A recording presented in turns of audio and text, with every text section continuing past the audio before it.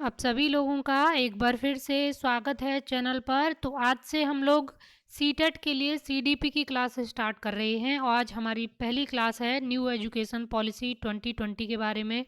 तो इस वीडियो में हम जो एमसीक्यू हैं, पीवाईक्यू हैं, वो भी देखेंगे और जो पॉलिसी में इंपॉर्टेंट चीज़ें हैं जो आपके एग्ज़ाम में पूछी जाती हैं, सीटेट हो या केवीएस हो, दोनों में, तो वो सारी चीज़ें डिस्कस करेंगे। तो चलिए शुरू करते हैं।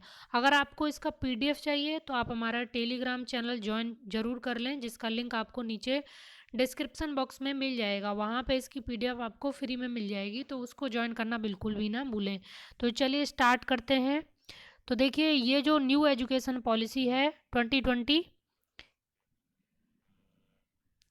भारत सरकार ने इस नई शिक्षा नीति को 29 जुलाई 2020 को घोषित किया था। ध्यान रखना, यह डेट पूछी गई है कई बार। और 1986 में जो शिक्षा नीति जारी हुई थी, उसके बाद यह नया परिवर्तन है बिल्कुल शिक्षा नीति में। तो 1986 के बाद में ये एक नई नीति है शिक्षा के क्षेत्र में। और यह नीति अंतरिक्ष वैज्ञानिक के कस्तूरी रंगन की अध्यक्षता वाली समिति की रिपोर्ट के आधार पर थी। यानी कि जो एक कमेटी बनाई गई थी जिसमें इसरो के प्रमुख थे के कस्तूरी रंगन, उनकी अध्यक्षता में ये समिति बनी थी। और इसने नई शिक्षा नीति के लिए बनाने के लिए जो सिफारिशें लागू की, उसके आधार पर नई शिक्षा नीति है वो बनाई गई है। और इसमें और क्या है इंपॉर्टेंट, इस नीति के अंतर्गत मानव संसाधन विकास मंत्रालय है यानी एमएचआरडी है, उसका नाम बदल कर क्या कर दिया गया है, शिक्षा मंत्रालय। वेरी इंपॉर्टेंट है और ये पूछा गया है। जो पूछी गई हैं चीज़ें और पूछने की संभावना है, उन्हीं चीज़ों को इसमें रखा गया है। तो देखिए नेक्स्ट फैक्ट देखते हैं। यह तीसरी शिक्षा नीति है स्वतंत्र भारत की, यानी जो इंडिपेंडेंस इंडिया है उसके बाद में दो शिक्षा नीति जारी हुई है। इससे पहले पहली हुई थी 1968 में और दूसरी हुई थी 1986 में। तो बस आपको जस्ट पीछे वाले दो डिजिट हैं वो चेंज करने हैं, दोनों आपको याद हो जाएंगी। तो ये पूछी जाती हैं स्वतंत्र भारत की ये कौन सी है, तीसरी है। और इससे पहले कौन सी जारी हुई थी, 86। और स्वतंत्र भारत की पहली शिक्षा नीति कौन सी थी, कब हुई थी जारी, तो वो थी 1968 की। तो इस तरह से पूछी जाती हैं। एनईपी 2020 के तहत केंद्र व राज्य सरकार के सहयोग से शिक्षा क्षेत्र पर देश की जीडीपी के 6% हिस्से के बराबर निवेश की जो बात है वो कही गई है। तो पूछा जाता है कितना परसेंट, जीडीपी के कितने परसेंट शिक्षा पर खर्च करने की बात की गई है, तो 6%। ये पूछा गया है, ये आपको याद रखना है।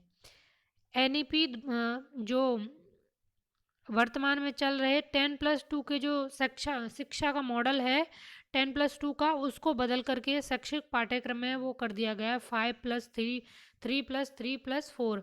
तो इस आधार पर अब हमारी शिक्षा प्रणाली है वो होगी, शैक्षिक पाठ्यक्रम इस आधार पर होगा 5+3+3+4। तो ये कई बार पूछा गया है और इसके बारे में आगे डिटेल में पढ़ेंगे बिल्कुल। 5 में क्या है, 3 में क्या है, और 5 जो 5 स्टेज है उसको क्या बोलते हैं। तो देखिए क्लास 5 तक की शिक्षा है वो मातृभाषा, स्थानीय भाषा या क्षेत्रीय भाषा यानी लोकल और रीजनल लैंग्वेज में देने की बात कही गई है। तो कहाँ तक जो पूछा जा सकता है, किस क्लास तक मातृभाषा में या स्थानीय भाषा में जो एजुकेशन है उसको देने की बात की गई है, तो 5 क्लास तक ये की गई है। पूछा, इसको आपको याद रख लेना है। अब नेक्स्ट फैक्ट है, 3 वर्ष से 8 वर्ष की आयु के बच्चों के लिए पाठ्यक्रम को दो समूहों में विभाजित किया गया है। यानी 3 वर्ष से लेके 8 वर्ष की आयु के जो बच्चे हैं उनके शैक्षिक पाठ्यक्रम को दो समूहों में विभाजित किया गया है, जिसको हम आगे अभी देखेंगे डिटेल में।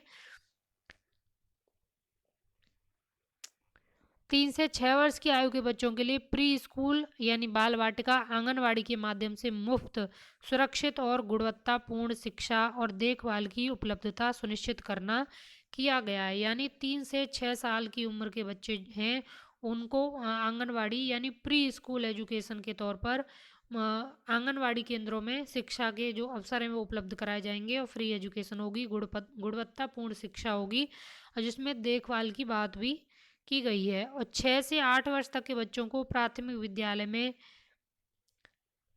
कक्षा 1 और कक्षा 2 में शिक्षा प्रदान की जाएगी। 6 से 8 वर्ष तक के बच्चों को प्राथमिक विद्यालय में। तो देखिए अब जो अभी यहाँ पे पढ़ा, जो अभी आपको अगर यहाँ पे नहीं समझ में आया तो यहाँ आगे जो दिया है वो बहुत अच्छे से समझ में आएगा। तो चलिए देखते हैं यहाँ पे प्रमुख बातें, अन्य जो प्रमुख बातें हैं शिक्षा नीति की वो क्या है। तो एनईपी में 2030 तक ध्यान देना, ये टारगेट 2030 तक का है। ग्रोस इनरोलमेंट रेशियो है उसको 100% लाने का लक्ष्य रखा गया है, यानी जो सतत सकल नामांकन है वो हमको 100% करना है 2030 तक। और 2030 तक अध्यापन के लिए न्यूनतम डिग्री योग्यता क्या रखी गई है, तो वह 4 वर्षीय एकीकृत बीएड डिग्री होना अनिवार्य है। यानी 2030 तक हमको अगर अध्यापन करना है तो 4 वर्ष का बीएड डिग्री कोर्स होना बहुत ज़रूरी है। तो ये टारगेट है 2030 तक का।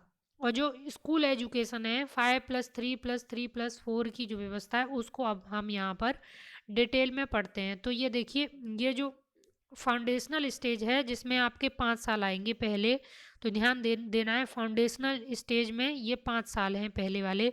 और ये 5 साल को 2 पार्ट में डिवाइड किया गया है, पहले 3 साल और आगे 2 साल हैं। तो जो पहले 3 साल हैं इसमें आंगनवाड़ी, प्री स्कूल या बाल वाटिका, ये इस आधार पर शिक्षा दी जाएगी आंगनवाड़ी केंद्रों में, जैसे प्री स्कूल बोला जाएगा, बाल वाटिका भी बोला जाएगा। तो यहाँ पे पूछा जाता है फाउंडेशनल में पहले 3 ईयर में जो एजुकेशन दी जाएगी वो किस प्रकार की शिक्षा होगी, तो आंगनवाड़ी, प्री स्कूल या बाल वाटिका। और उम्र इसमें क्या होगी, तो 3 से 6 वर्ष। तो पूछा जाता है फाउंडेशनल में पहले 3 साल हैं उसमें बच्चे की एज कितनी होती है, तो 3 से 6 वर्ष। अब देखिए नेक्स्ट है, जो पहले 5 साल हैं उसमें हमने पढ़ा कि 5 साल फाउंडेशन के हैं, जिसमें से 3 साल हमने प्री स्कूल या बाल वाटिका में पढ़ा, बाकी के 2 साल आपके हैं आगे, इसमें क्लास 1 और 2 आएगा। और उम्र इसमें क्या होगी, ये पूछी गई है कई बार, इसमें उम्र होगी 6 से 8, बच्चे की उम्र 6 से 8 होगी। और जो क्लास है वो 1 और 2 होगी, और ये प्राथमिक स्कूल शिक्षा होगी। फाउंडेशनल में 2 पार्ट हैं, पहला 3 ईयर और दूसरा है 2 ईयर। और पहले 3 ईयर में आपको बच्चे की उम्र होगी 3 से 6 वर्ष, और जिसमें प्री स्कूल या बाल वाटिका केंद्रों में शिक्षा दी जाएगी जिसको प्री स्कूलिंग बोलेंगे। और जो दो दो साल हैं उसमें बच्चे की एज होगी 6 से 8 वर्ष, और क्लास होगी आपकी 1 से 2 वर्ष। अब नेक्स्ट स्टेज है प्रिपेरेटरी स्टेज, ये भी बहुत इंपॉर्टेंट है। तो 5+3+3+4 में ये दूसरा वाला 3 है, ये प्रिपेरेटरी स्टेज। इसमें क्या होगा, इसमें क्लास कौन सी होंगी, क्लास 3, 4, 5। तो प्रिपेरेटरी में ध्यान रखना है क्लास 3, 4, 5, ये केवीएस में पूछा गए हैं, यहाँ से बहुत सारे सवाल आप अलग अलग शिफ्ट में देखना। पीआरटी में तो कई सवाल यहाँ से पूछे गए हैं, और इवन जो टीजीटी के एग्ज़ाम थे उनमें भी पूछे हैं। तो ये बहुत इंपॉर्टेंट है, यहाँ पे कन्फ्यूजन हो जाता है। तो प्रिपेरेटरी में जो 3 साल रहेंगे प्रिपेरेटरी स्टेज में, क्लास इसमें आपकी रहेगी 3, 4 और 5, यानी 3, 4, 5 है, ये क्लास आपकी रहेगी। और बच्चे की उम्र क्या रहेगी यहाँ पे, 8 से 11 वर्ष। यही यहाँ पे पूछा जाता है कि बच्चे की उम्र प्रिपेरेटरी स्टेज में क्या रहेगी, तो 8 से 11 वर्ष रहेगी। और यहीं से आपके बच्चों के एग्ज़ाम है वो स्टार्ट होंगे, इससे पहले एग्ज़ाम स्टार्ट नहीं थे। यानी कि आपके जो क्लास 2 तक कोई एग्ज़ाम नहीं है, क्लास 3 से आपके एग्ज़ाम स्टार्ट हो रहे हैं। तो यानी क्लास 2 तक आपको बच्चे को फेल भी नहीं कर सकते, एग्ज़ाम नहीं है तो कैसे फेल करेंगे। तो वहाँ पे आप ऐसा बच्चों पे बोझ कम करने के लिए ये सब किया गया है, और वो फ्रीली माइंड से चीज़ें सीखें, खुद से करें सारी चीज़ें, उन पर कोई प्रेशर ना रहे। अब अब यहाँ पे तीसरी स्टेज है मिडिल स्टेज। तो 5+3+3, यानी दूसरा वाला 3 है, और तीसरे नंबर वाला जो पॉइंट है जिसमें 3 साल बच्चा रहेगा, तो उसमें क्लास होगी आपकी 6 से 8, यानी 6, 7 और 8, ये तो क्लास रहेगी। और 11 से 14 वर्ष की बच्चे की उम्र रहेगी। तो यहाँ पे ये दोनों चीज़ें पूछी जाती हैं मिडिल स्टेज में। और वेरी इंपॉर्टेंट फैक्ट है यहाँ पर, ये 2 चीज़ें आपको बहुत अच्छे से याद कर लेनी है, कंप्यूटर नॉलेज और वोकेशनल सब्जेक्ट, यहीं से स्टार्ट होता है। यानी क्लास 6 के बाद में आप बच्चा कोई एक वोकेशनल सब्जेक्ट रखेगा, और कंप्यूटर नॉलेज उसको दी जाएगी, यहीं से स्टार्ट होंगी दोनों चीज़ें। यानी कि बच्चों को वोकेशनल एजुकेशन है उस पर जोर दिया जा रहा है, ना कि रटने पर जोर दिया जा रहा है। तो ये सारी चीज़ें आपको इन स्टेजेस से पता चल रहा है, और यही आपके कॉन्सेप्ट बेस्ड क्वेश्चन है जो सीटेट है उसमें पूछे जाते हैं। अब लास्ट स्टेज है हमारी सेकेंडरी स्टेज, जो कि 4 साल की होती है, जिसमें क्लास होती है आपकी 9 से 12, यानी 9th 11th और 12th, ये तीनों क्लासेस होती हैं सेकेंडरी स्टेज में 4 साल वाले में। और बच्चे की उम्र होती है 14 से 18 वर्ष, ध्यान देना है 14 से 18 वर्ष की यहाँ पे उम्र होती है। और यहाँ पे क्या किया कर दिया गया है, वेरी इंपॉर्टेंट चीज़ है, क्योंकि आपने देखा होगा 9th क्लास से बच्चे, जैसे कि हम लोगों ने पढ़ाई की तो हमने 9th क्लास से ही तो स्ट्रीम चेंज डिसाइड किया था कि हमको आर्ट साइड में जाना है या साइंस साइड में जाना है या इकोनॉमिक्स लेनी है, तो ये हम 9th क्लास से स्टार्ट करते हैं। लेकिन इस एजुकेशन पॉलिसी में क्या किया है, जो स्ट्रीम सिस्टम था उसको समाप्त कर दिया गया है, यानी कि बच्चे को कोई साइंस वाला सब्जेक्ट लेना है वो लेना है, अगर आर्ट में से भी कोई सब्जेक्ट पसंद आ रहा है तो वो साइंस के साथ आर्ट का सब्जेक्ट भी कोई ले सकता है। तो उसे स्ट्रीम सिस्टम समाप्त कर दिया गया है, यानी कि मल्टीपल सब्जेक्ट्स का जो प्रावधान है वो कर दिया गया है। तो ये सब सेकेंडरी स्टेज से किया गया है, जो कि 4 साल की है। 9th से 9th 11th और 12th, ये 3 साल यहाँ पर 3 क्लासेस हैं, और 14 से 18 साल की यहाँ पे बच्चे की उम्र डिसाइड की गई है। अब देखिए यहाँ पे हम एक क्वेश्चन देख लेते हैं जो कि PYQ है, पूछा गया है। तो देखिए, प्राइमरी क्लासेस जो कि 1 to 5th है, will consist of which of the following stages according to NEP 2020। तो देखिए, जो बच्चा 1 से 5 क्लास तक जो प्राइमरी क्लासेस होती हैं 1 से 5 वाली, तो उसमें कौन कौन सी स्टेज शामिल होती हैं, तो वो वहाँ यहाँ पे आपको बताना है। तो देखिए, मिडिल स्टेज तो आपकी होगी नहीं, तो ये आपका हट गया। प्रिपरेटरी स्टेज में आपके, प्रिपरेटरी में हमने अभी पढ़ा था कि जिसमें आपकी जो 5 साल थे, जिसमें 3 साल आपके बाल वाटिका के थे और 2 साल आपके 1 to 2 वाले थे, और फाउंडेशनल में थे, सॉरी, फाउंडेशनल में आपके 5 साल थे, जिसमें 3 साल आपके वो थे बाल वाटिका वाले, प्री स्कूलिंग वाले, और 2 साल आपके थे 1 to 2 क्लास वाले, और प्रिपरेटरी स्टेज था यहाँ पर आपके 3 to 5। तो इस तरीके से यहाँ पे करेक्ट आंसर हो जाएगा A और C, यानी कि जो प्राइमरी क्लासेस होती हैं 1 to 5th वाली, वो आपकी फाउंडेशनल और प्रिपरेटरी स्टेज में शामिल होती हैं। तो A और C यहाँ पे करेक्ट आंसर हो जाएगा, ऑप्शन 3। नेक्स्ट है, NEP 2020 के अनुसार विद्यालय शिक्षा का ढांचा अब क्या होगा। तो जो विद्यालय शिक्षा का ढांचा है अब क्या होगा, तो राइट आंसर यहाँ पर हो जाएगा 5+3+3+4। तो यानी 5+3+3+4, यानी कि फाउंडेशनल, प्रिपरेटरी, मिडिल और सेकेंडरी, ये इनके नाम हैं। और इनकी एज क्या क्या है, कौन सी क्लास होगी, आप इस क्वेश्चन को खुद से करने के बाद नीचे कमेंट बॉक्स में बताना कि इस जो पहले 5 साल है उसमें बच्चे किस क्लास तक पहुंचेगा और बच्चे की एज क्या होगी। इसमें जो दूसरे नंबर पर जो 3 साल हैं उसमें बच्चे की एज और क्लास क्या होगी, और इस 3 साल में बच्चे की एज और क्लास क्या होगी, लास्ट में बच्चे की एज और क्लास क्या होगी, और जो सेकेंडरी स्टेज है उसमें क्या नए बदलाव किए गए हैं 2, और वो भी आपको कमेंट बॉक्स में बताना है। तो देखिए, कुछ अन्य महत्वपूर्ण जो आधार सिद्धांत हैं इस नीति के, वो क्या हैं। कॉन्सेप्चुअल अंडरस्टैंडिंग, यानी कि बच्चे की रटंत विद्या पर बिल्कुल जोर नहीं दिया गया है इसमें। कॉन्सेप्चुअल अंडरस्टैंडिंग बच्चे की डेवलप होनी चाहिए, यानी कि बच्चे को कॉन्सेप्ट एकदम क्लियर होना चाहिए। और सतत मूल्यांकन यानी कंटिन्यूअस एवेल्युएशन, यानी क्लास के दौरान ही बच्चे का मूल्यांकन होना चाहिए, जिसको क्या बोलते हैं, फॉर्मेटिव असेसमेंट। जो कि देखिए, अगला पॉइंट ही हमारा फॉर्मेटिव असेसमेंट की इसमें बात है, ना कि समेटिव की। समेटिव क्या होता है कि आपने पूरे क्लास पढ़ाया बच्चे को, लास्ट में एग्ज़ाम लिए, तो उसमें क्या उसमें बच्चे के केवल जो चीज़ें हैं कि बच्चे ने खुद से क्या सीखा साल भर में, उस पर जोर दिया जाता है। लेकिन जो फॉर्मेटिव है उसमें हम बच्चे को हर दिन की उसकी चीज़ों को ध्यान में रखते हैं कि बच्चा क्या सीख रहा है, कैसे सीख रहा है, अगर कहीं दिक्कत हो रही है तो उसके सीखने में हेल्प करते हैं कि उसको सीखना कैसे है।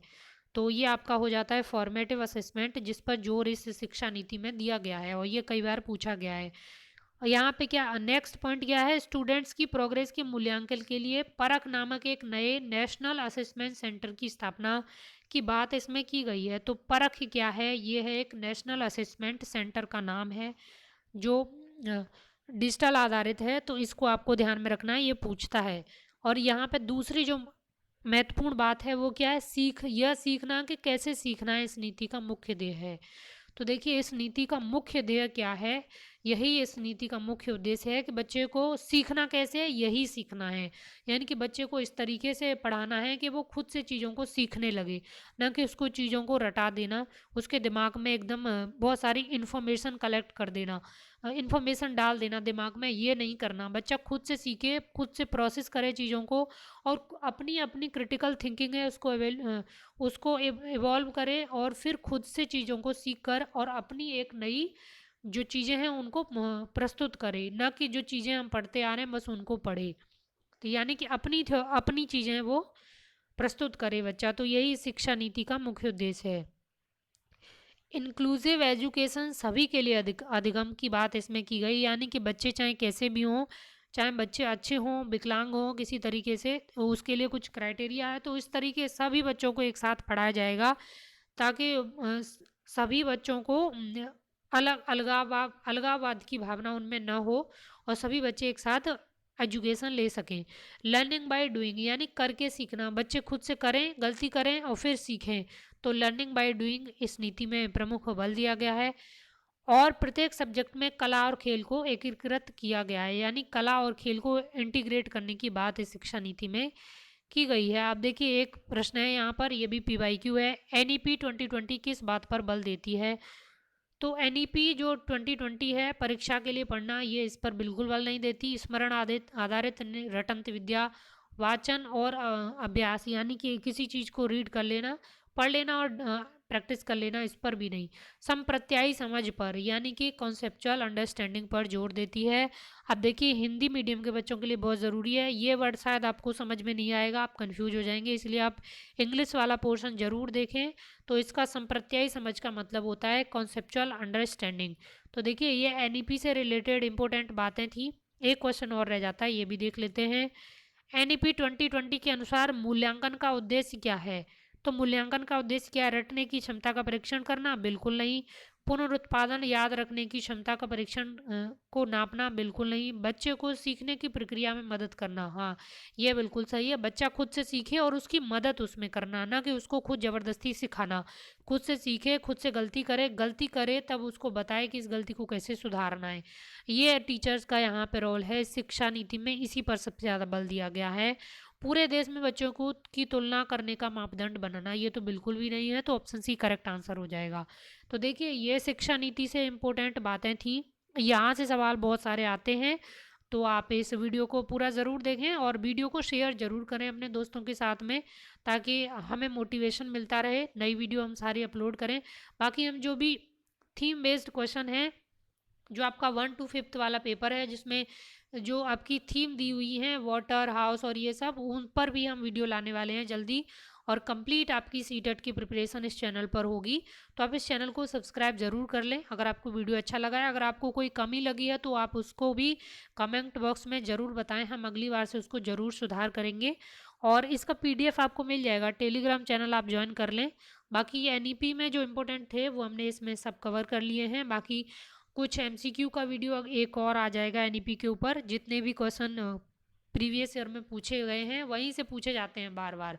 कुछ लैंग्वेज चेंज होती है, क्योंकि अब NEP एक बार आ गई, उसमें कुछ तो बदलेगा नहीं, तो इसलिए वहीं से आएंगे क्वेश्चन। तो चलिए नेक्स्ट वीडियो मिलते हैं, धन्यवाद।